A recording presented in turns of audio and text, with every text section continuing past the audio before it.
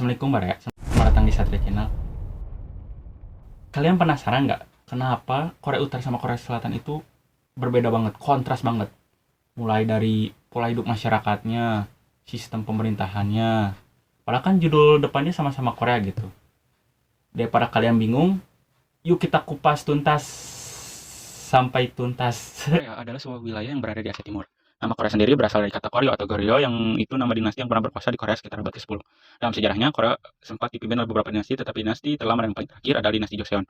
Dinasti Joseon sendiri memimpin wilayah Korea mulai dari tahun 1392 hingga 1897. Sekitar abad ke-17, Korea di bawah dinasti Joseon resmi menjadi negara vassal setelah diinvasi oleh dinasti Qing yang baru berkuasa di Cina, menggantikan dinasti Ming yang sebelumnya menjadi partner dengan dinasti Joseon di Korea.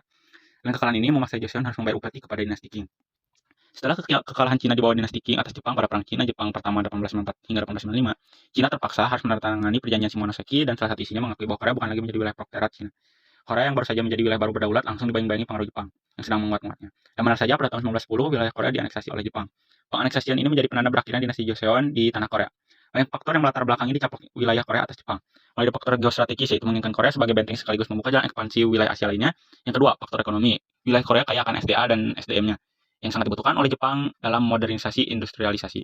Pada saat itu, yang ketiga, faktor militer. Setelah kemenangan perang atas Cina dan Rusia, Jepang berfokus menganeksasi wilayah Korea yang berarti mengamankan Korea dari pengaruh Cina dan Rusia. Singkat cerita, pada tahun 1939, setelah penyerangan Jerman atas Polandia, menjadi pertanda meletus Perang Dunia Kedua. Jepang yang sedang di puncak hasrat ekspansionis segera merapat ke kubu blok Eksis tergabung dengan Jerman dan Italia. Pada pertengahan 1945, Jepang yang tergabung dalam blok Eksis harus mengakui kekalahan oleh blok Sekutu setelah dibomnya dua kota besar di Jepang yaitu Nagasaki dan Hiroshima pada tanggal 6 dan 9 Agustus 1945. Sebenarnya jauh sebelum penyerahan Jepang atas Sekutu, nasib Korea sendiri terpusat pada dua konferensi yang diadakan oleh Sekutu, yaitu dimulai dari konferensi Kairo yang menegaskan bahwa Korea akan menjadi negara merdeka dan berdaulat pada waktunya. Kata berdaulat pada waktunya mengartikan akan ada masa perwalian terlebih dahulu di Korea sebelum menjadi negara yang berdaulat. Korea sebagai salah satu wilayah bekas jajahan Jepang sudah sepatutnya akan didatangi oleh Sekutu sebagai pemenang perang dengan dalih pelucutan tentara Jepang. Dan hebatnya, Uni Soviet cepat datang ke Korea lewat wilayah Manchuria, yaitu lewat dari arah utara. Amerika Serikat yang panik segera membuat keputusan mendadak dikarenakan kekhawatirannya terjatuhnya Korea menjadi negara komunis dan akan memberikan efek domino bagi negara lain terkhusus di Asia Timur. Seperti yang tercantum pada doktrin Truman, dua perwira AS ditugaskan untuk mencari garis yang membagi Korea. Dua perwira ini akhirnya memilih garis paralel 38, garis paralel lintang 38 derajat. Ada beberapa faktor dua perwira ini memilih garis tersebut. Yang pertama seperti mudah dikenali dalam peta, terus yang kedua kendali atas kota Seoul, dan yang ketiga membagi semenanjung Korea hampir setengahnya. Sekutu langsung menghubungi pemimpin Uni Soviet, yaitu Joseph Stalin. Dan uniknya, sang pemimpin menyetujui usulan tersebut. Segeralah datang pasukan Amerika Serikat ke wilayah Korea dari arah selatan.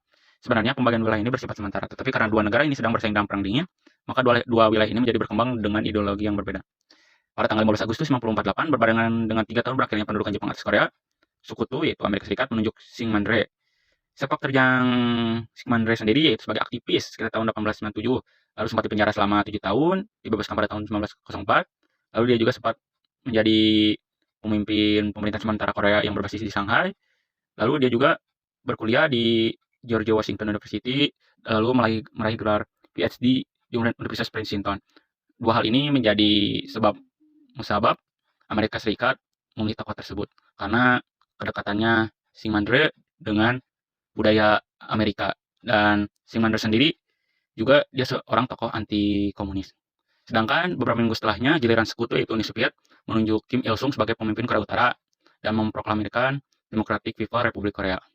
Sepak terjang Kim Il Sung sendiri yaitu sebagai gerilyawan anti Jepang. Dia sempat berperang di wilayah Manchuria, lalu dia juga sempat diserang oleh tentara Jepang yang terdesak, dan beberapa sumber menyebutkan dia hingga kabur ke arah Uni Soviet bersama pasukannya melewati Sungai Amur.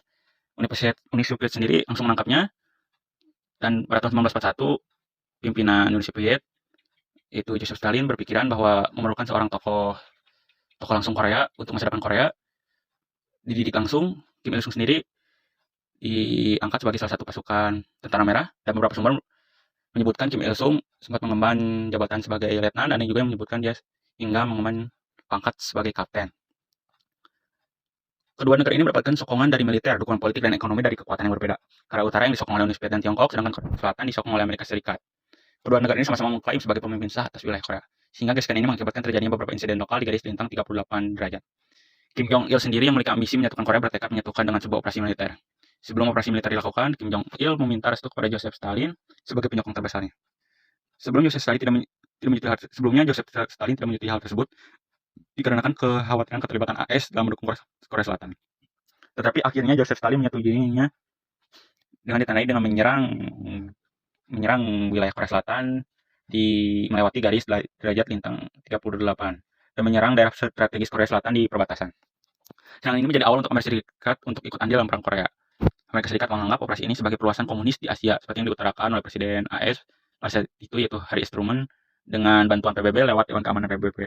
Pasukan PBB yang dipimpin oleh Amerika Serikat berhasil memukul mundur pasukan Korea Utara hingga mendekati perbatasan Tiongkok yang berada di dekat Sungai Yalu. Dan operasi ini dinamakan dengan Incheon Landing yang dipimpin oleh jenderal perang legendaris yaitu Douglas MacArthur. Douglas MacArthur sendiri dia mengemban sebagai komandan utama pasukan sekutu dan PBB. Dan Douglas MacArthur sendiri sepak terjangnya dalam perang ini sempat merencanakan menurunkan bom atom yaitu sekitar 26 hingga 32 titik. Tetapi langkah yang dilakukan Jenderal Douglas MacArthur sendiri ditolak oleh Harry S. Truman. Penolakan ini mungkin ada beberapa sebab, yaitu yang pertama kekhawatiran akannya terjadi perang nuklir global. Lalu yang kedua, Harry S. Truman sendiri khawatir perang ini akan meluas menjadi melingkupi seluruh Asia Timur. Sedangkan Harry S. Truman sendiri menginginkan perang ini tetap berada di wilayah Korea. Dan Douglas MacArthur sendiri khawatir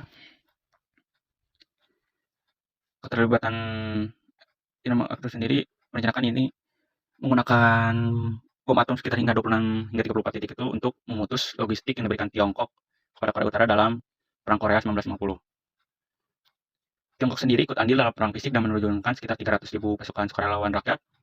Dukungan ini memiliki impact besar sehingga mendorong pasukan Korea Selatan kembali ke garis paralel 38 derajat.